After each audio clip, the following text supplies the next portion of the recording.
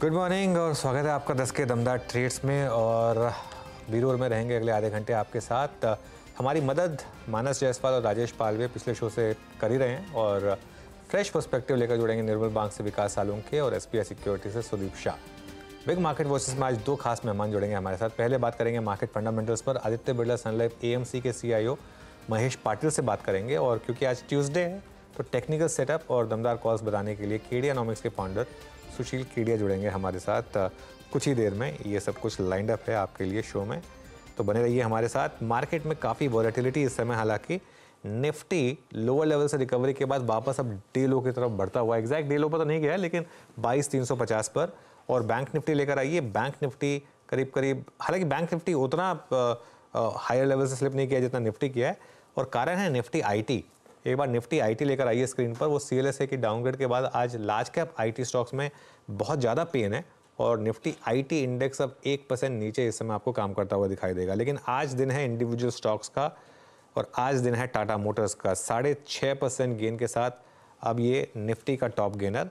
और उसके अलावा मोमेंटम है टाटा केमिकल्स में 5.5% ऊपर टाटा केमिकल्स इस समय आपको दिखाई देगा। मुथूट और मन्नापुरम भी ऊपर है लेकिन ऊपरी लेवल से शार्प करेक्शन आई दोनों के दोनों स्टॉक्स में। बालकृष्ण इंडस्ट्रीज, नवीन फ्लोरिन, यूपीएल, ये कुछ और स्टॉक्स अपसाइड पर। और sector of the day clearly आज ऑटोज।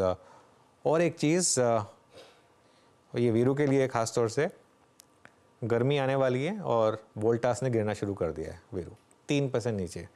पीक ठंड में चला, पीक गर्मी में जाते हुए स्टॉक नीचे आना शुरू हुआ। एक बार वोल्टास का चार्ट दिखा दीजिए प्लीज़। और ये देखिए स्टॉक इस समय 3% नीचे वीरू।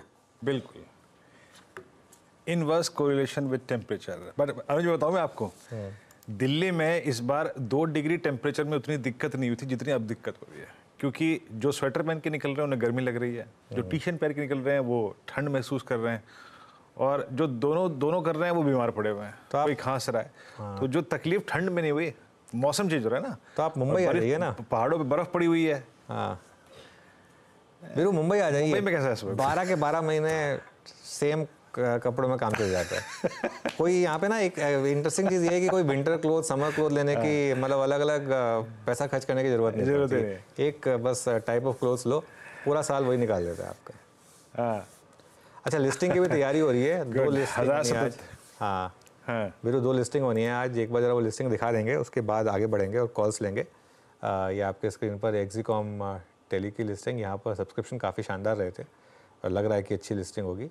और प्लैटिनम की लिस्टिंग देखेंगे वो भी कैसी हो रही है। दोनों लिस्टिंग हो गई हैं और दोनों लिस्टिंग अच्छी हुई हैं। एक्सिकॉम की लिस्टिंग तो खैर काफ़ी अच्छी हुई है, करीब डबल हो गया स्टॉक।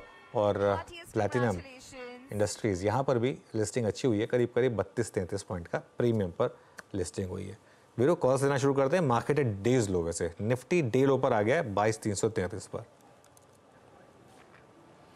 बिल्कुल मार्केट से डे लो, लेकिन इस बीच जरा कॉल्स को बटोर लेते हैं। यहाँ पर फ्रेश पर्सपेक्टिव विकास जी का है, सुदीप का है। विकास जी, आपके 2 ट्रेड्स इस वक्त के।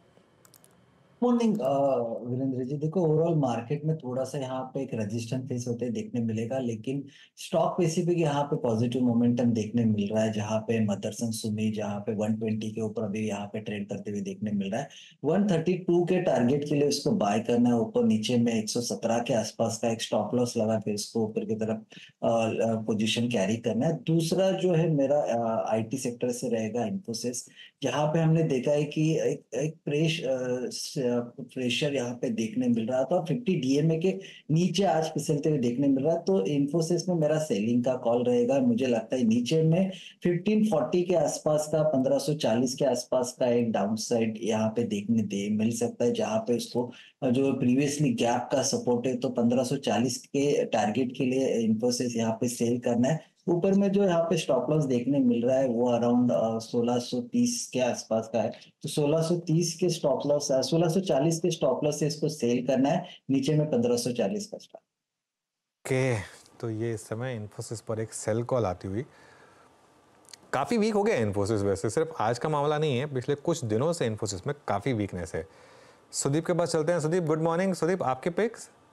Good morning Anuj ji. मेरा पहला पिक है आज के लिए टाटा पावर।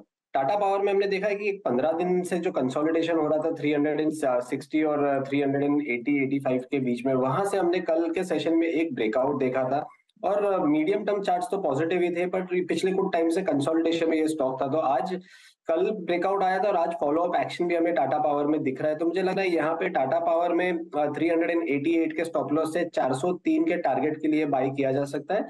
दूसरा स्टॉक है जो मुझे पसंद आ रहा है अभी, वो है एनबीएफसी स्पेस से आदित्य बिरला कैपिटल।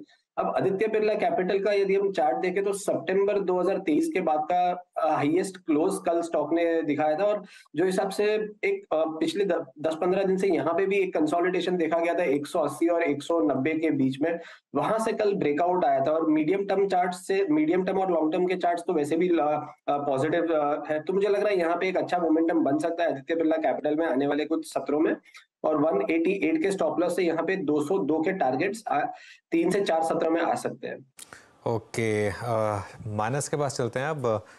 मानस, आपकी फ्रेश पिक्स इस समय की? तो अनुज जी, सबसे पहले तो भारत फोर्ज पे ध्यान दीजिए। यहाँ पर एक फ्रेश ब्रेकआउट देखने को मिला है, तो करंट लेवल्स पे भारत फोर्ज में खरीदारी करने की राय रहेगी। स्टॉप लॉसेस 1184 के नीचे लगाइए और 1245 तक के टारगेट्स पॉसिबल हैं भारत फोर्ज में।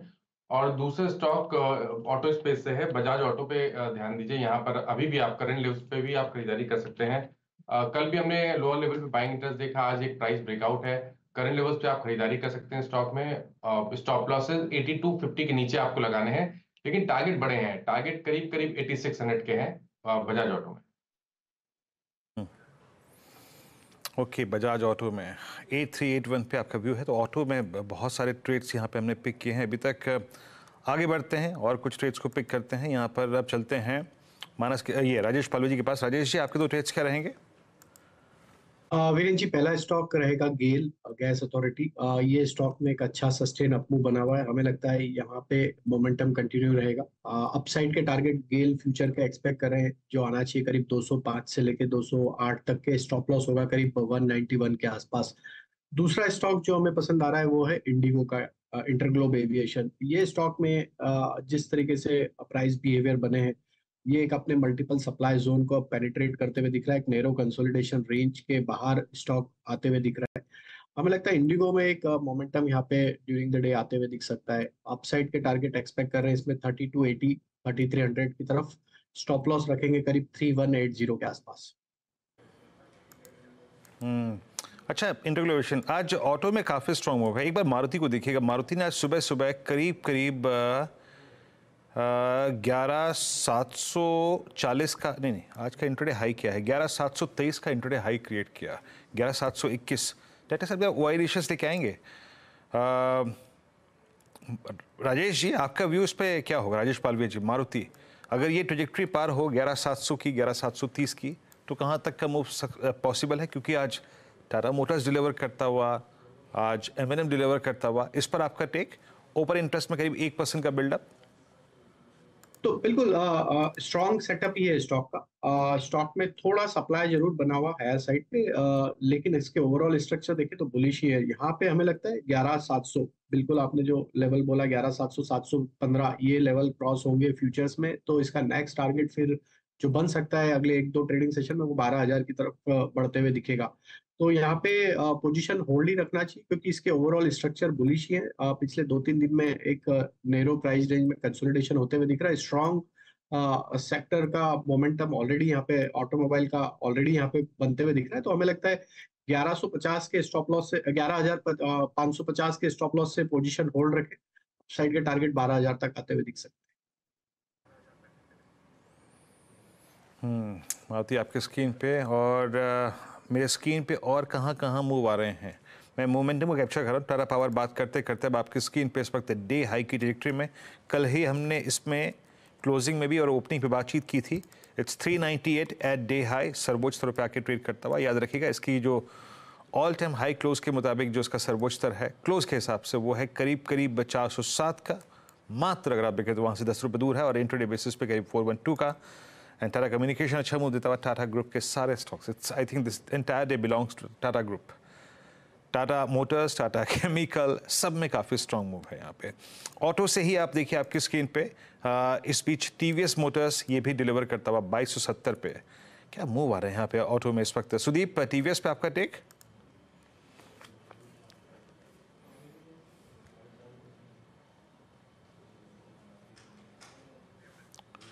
सुदीप, अनम्यूट कीजिएगा प्लीज अपने आप को। या वीरू जी, टीवीएस मोटर में यदि हम देखें तो जो हिसाब से शुक्रवार के सेशन में एक्सपायरी के बाद जो एक बड़ा ब्रेकआउट आया था, और उसके पहले तीन महीने से लगातार मेरे हिसाब से दिसंबर मिड से ये कंसोलिडेशन में था।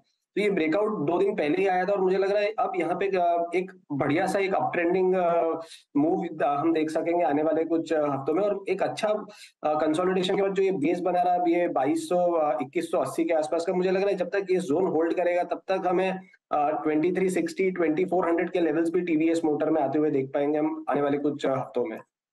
ओके, चलिए अब आगे बढ़ते हैं। हमारे साथ बिग मार्केट वॉइसेस में आदित्य बिरला सन लाइफ एएमसी के chief investment officer Mahesh Patil हैं। उनसे बात करते हैं। इस समय ये 3 लाख करोड़ से ज़्यादा के एसेट्स मैनेज करते हैं। Mahesh ji, good morning. पिछले 10-12 दिन से एक चीज़ जो डिस्कस हो रही थी कि काफ़ी मिड कैप और स्मॉल कैप में एक्सूबरेंस है। सेबी के भी शायद एक डायरेक्टिव टाइप आया था, कुछ एमपी ने भी एक डायरेक्टिव लिया था। क्या व्यू बन रहा है अब आपका मिड और स्मॉल कैप्स में?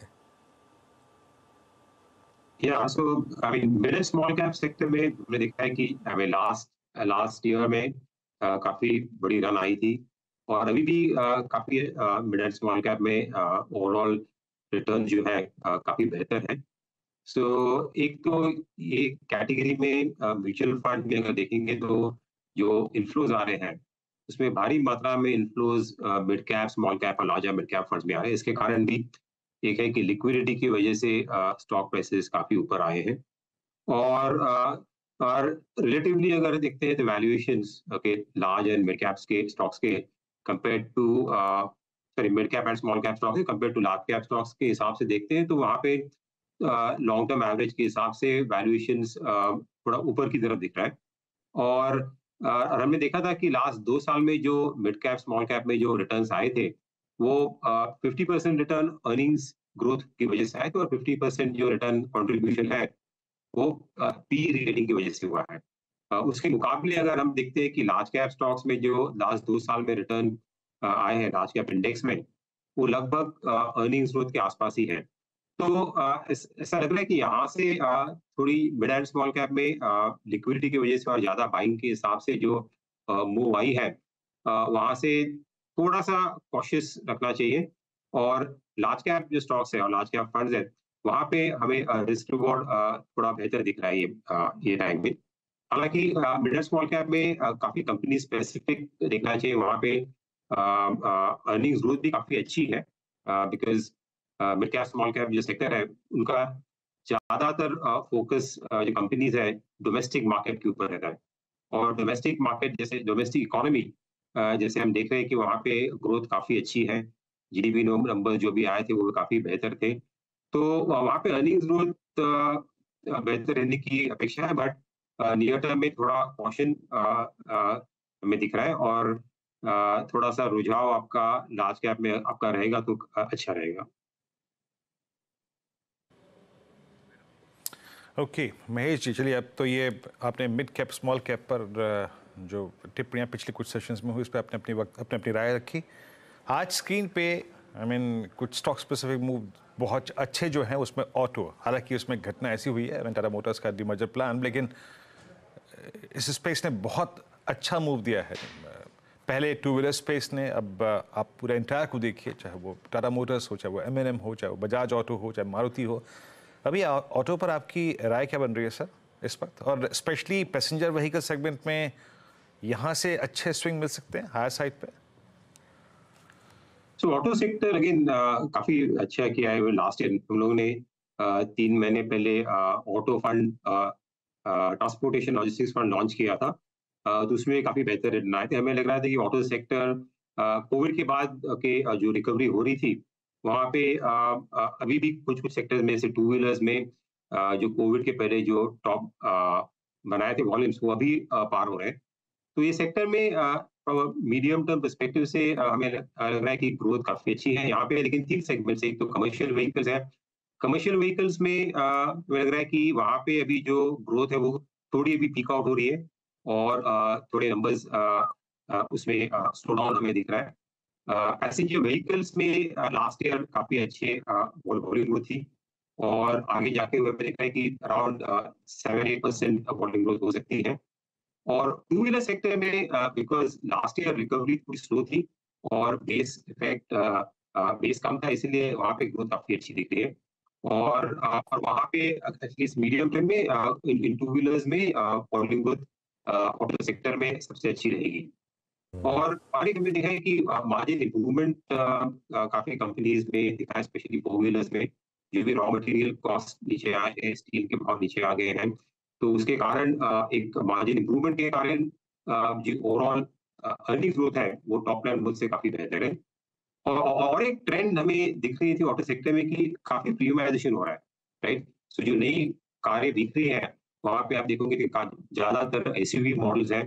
काफी कारों में आपको देखेंगे तो प्रीमियम फीचर्स हैं, सनरूफ है। तो इसके कारण जो वैल्यू पर कार है क्योंकि वो उसमें काफी बढ़ोतरी हो रही है। इसके कारण हालांकि वॉल्यूम ग्रोथ अभी भी सिंगल डिजिट पे है, बट टॉप लाइन ग्रोथ आपको अच्छी दिख रही है।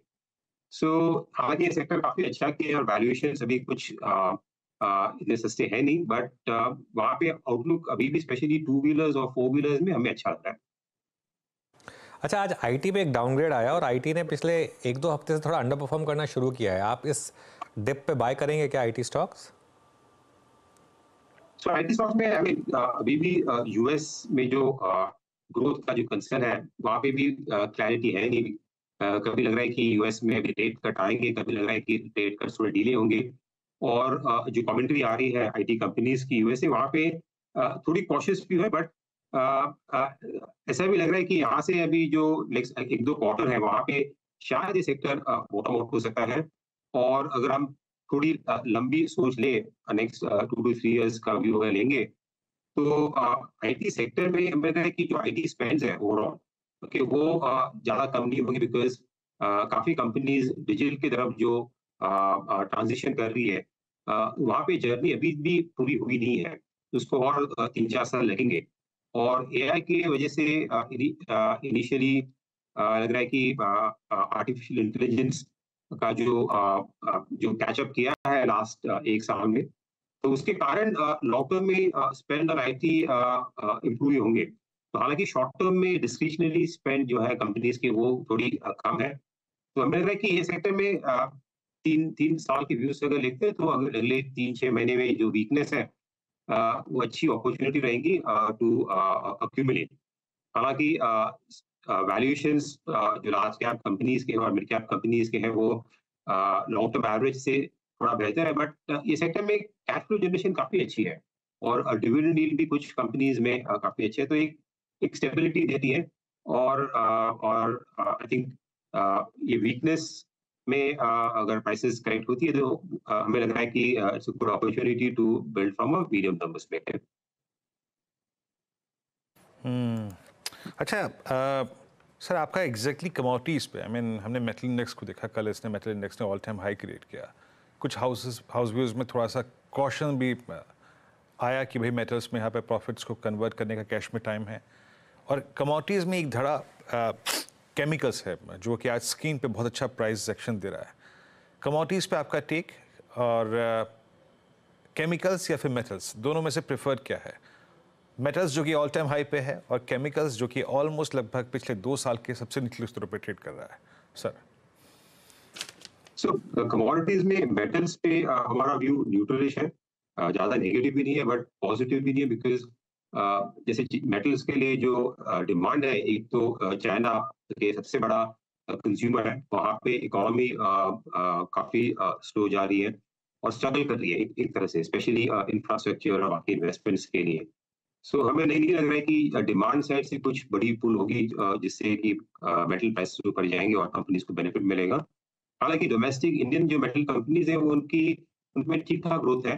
प्राइसिंग की वजह से ज्यादा अपसाइड नहीं दिख रहा है हमें कि मेटल प्राइस ऊपर जा सकते हैं। सो इस सेक्टर में ज्यादा हमें अपसाइड नहीं है और इतना हम उस पर बुलिश है नहीं।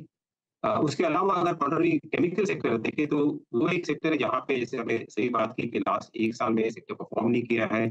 वहाँ पे ग्रोथ स्लो डाउन भी हुई थी बिकॉज केमिकल सेक्टर में काफी इन्वेंट्री बिल्डअप हुई थी एग्रोकेमिकल्स में और पेट्रोकेमिकल्स में, और उसके कारण इन्वेंट्री रन डाउन हो रही थी, और चाइना से भी वापस प्रोडक्शन चालू हुआ था। बट तो केमिकल्स में मुझे लगा कि स्पेशलिटी केमिकल, कमोडिटी केमिकल में शायद स्पेशलिटी भी रहेगा, बट स्पेशलिटी केमिकल्स में एक दो क्वार्टर में आई थिंक जो करेक्शन होगी, इन्वेंट्री करेक्शन, उसके बाद वापस हमें ग्रोथ दिखनी चाहिए। और ये सेक्टर आई थिंक सही सेक्टर रहेगा। अभी स्टॉक्स भी अंडर परफॉर्म किए हैं, अर्निंग्स भी डाउनग्रेड उसमें हुए हैं, तो ये सेक्टर में ध्यान रखना चाहिए, because long term structural story जो है स्पेशलिटी केमिकल्स, जहाँ पे Indian companies global market share लेने की संभावना है, और काफी कैपेक्स हुआ है ये सेक्टर में, कंपनीज ने काफी इन्वेस्टमेंट की है, तो उसका बेनिफिट अगले 2-3-4 साल में वॉल्यूम ग्रोथ में आ सकते हैं। तो आई थिंक स्पेशलिटी केमिकल्स ये वीकनेस में I think good to accumulate से from a 3 year perspective. Okay, चलिए बहुत बहुत शुक्रिया महेश जी हमारे साथ बात करने के लिए। अब आगे बढ़ते हैं और हमारे साथ केडियानॉमिक्स के फाउंडर सुशील केडिया जुड़े हैं। हर ट्यूसडे को हमारे दर्शकों को इंतजार रहता है सुशील जी का। Sushil ji good morning. Good morning. बताइए आज की big calls, big and bold calls. तो देखिए, सबसे ज्यादा तो लोग संवेदनशील रहते हैं क्रूड के प्रति, तो जो हमने क्रूड में एक बॉटम कॉल किया था वो रिवाइज करने की जरूरत है। पिछले बॉटम से जो अब 78-80 तक आ गया क्रूड डॉलर के टर्म्स में, ये महज एक रैली थी। एक और नया आखिरी लो लगता है क्रूड में आएगा $61-62 का, और गोल्ड अगर 2155 के ऊपर चला जाए तो फिर एक नए ऑर्बिट में कई साल मेंटेन रह सकता है। गोल्ड में क्रिटिकल ब्रेकआउट पॉसिबल है, जब तक वो 2155 का ब्रेकआउट नहीं आए तो रिवर्सल हो सकता है। तो पहले 2155 टूटे तो उसके बाद गोल्ड लगता है पूरे 2024 में फिर अच्छी खासी रिटर्न्स दे सकता है। और क्रूड में $61 का कॉल। S&P और नैस्डैक बिल्कुल चरमरा रहे हैं। 5140 के नीचे जिस दिन S&P 500 चला जाता है, हम 1000 पॉइंट के ड्रॉप का कॉल उस दिन ट्रिगर करेंगे। और नैस्डैक जिस दिन 17,880 के नीचे चला जाता है, हम 4000 पॉइंट की नैस्डैक में मंदी का कॉल ट्रिगर करेंगे, जो हमें लगता है मई के अंत तक या जून तक आ जाए। पर अगर ग्लोबल मार्केट्स में इस तरह के डीप करेक्शंस आते हैं, तब भी मुझे नहीं लगता है कि निफ्टी 20,300 के नीचे जाए, और बैंक निफ्टी 42,000 के नीचे नहीं जाता लगता। फिलहाल बैंक निफ्टी एक बार लैगार्ड रहा है, तो निफ्टी के बनिस्पत बैंक थोड़ा मजबूत रह सकता है अगले 3-4 दिन। पर देखिए, जो 400 पार की जो अब आशा नहीं है, उम्मीद नहीं है, अब ये दोनों पक्ष के लोगों को 400 पार वाली ही लड़ाई लगती है। 400 के नीचे या 400 के ऊपर की लड़ाई है, हार जीत की अब लड़ाई नहीं है। ये बहुत बड़े एक्सपेक्टेशंस के साथ हम बजट इलेक्शन में जाएंगे। तो सारांश में ये कहूं, अगले 2-3 महीने का माहौल ऐसा लगता है वॉल स्ट्रीट शेयर्स लेने नहीं देगा, और भारत का चुनाव हमें शेयर बेचने नहीं देगा। Okay, fair enough. तो क्योंकि आप बोल रहे हैं कि निफ्टी और बैंक निफ्टी में ज़्यादा डाउनसाइड नहीं है, तो मिड कैप्स पे आए इससे पहले लार्ज कैप में आपके क्या बाय कॉल्स होंगे? देखिए, अगर 10% तक का डाउनसाइड बन सकता है, जो अभी नहीं है पिक्चर, जब तक निफ्टी वास्तव में देखिए 22,650 से लेके 22,050 तक की रेंज है, तो बड़ी मंदी का कॉल 20,000 की मंदी का कॉल ट्रिगर तभी बैठेगा जब हम 22,050 के नीचे चले जाएंगे।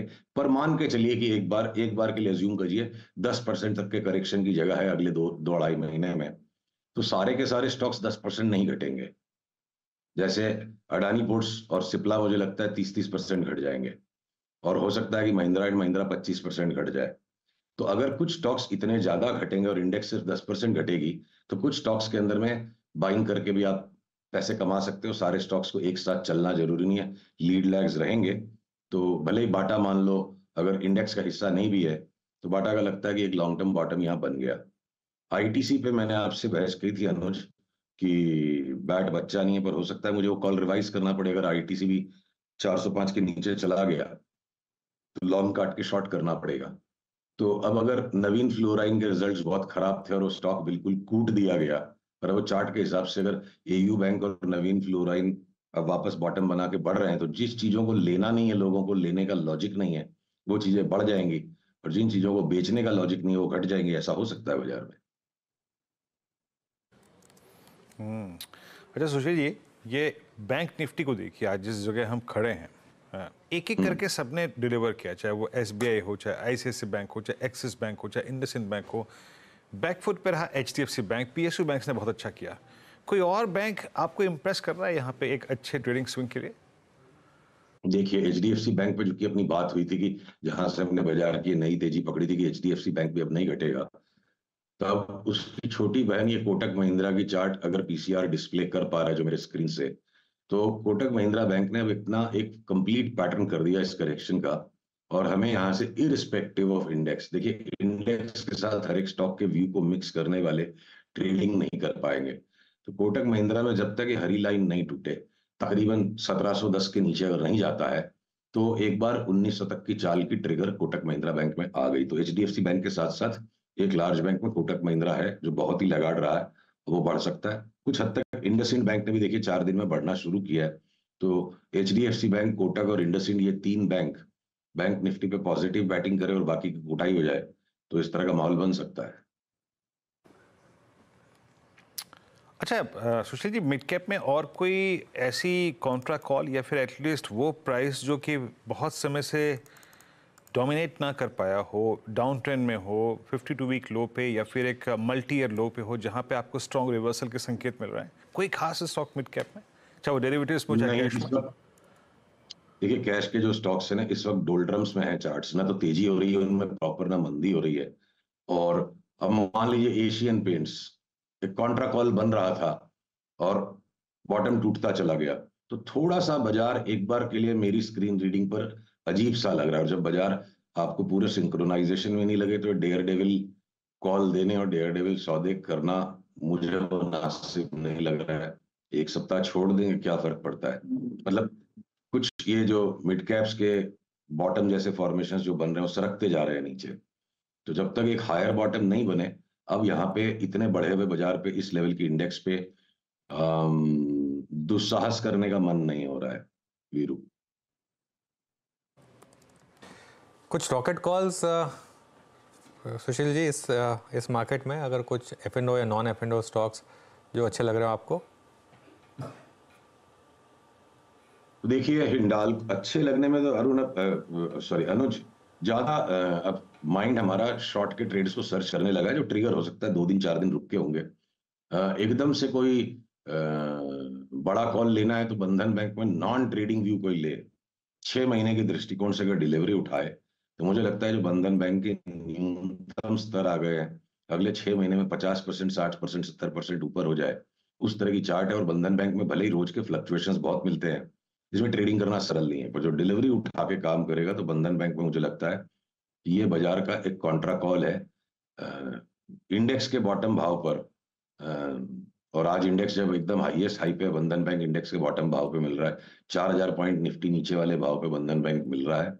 और इसकी फॉर्मेशन हमें कंपेल करती है कि non trading delivery by call में 50 से 70% 6 से 8 महीने में बंधन बैंक में मिलता लगता है। ओके, IT स्टॉक्स में अब क्या पैटर्न बन रहे हैं, कुछ अगर आपको पसंद आ रहा हो तो? देखिए IT स्टॉक्स में मुझे लगता है 2-1 दिन का और थोड़ा कंसोलिडेशन हो। आज जैसे इन्फोसिस ने थोड़ा नीचे का रुख लिया और विप्रो भी कंसोलिडेशन मोड में, TCS, तो 2-3 दिन इनको देख करके क्या पता बाकी ब्रॉडर स्टॉक्स में करेक्शन आए, और इंडेक्स के फॉल को डैम्पन करने के लिए IT स्टॉक्स एक फाइनल सर्ज अभी भी यहां से दे सकते हैं। मैं लार्ज कैप ITs की बात कर रहा हूं।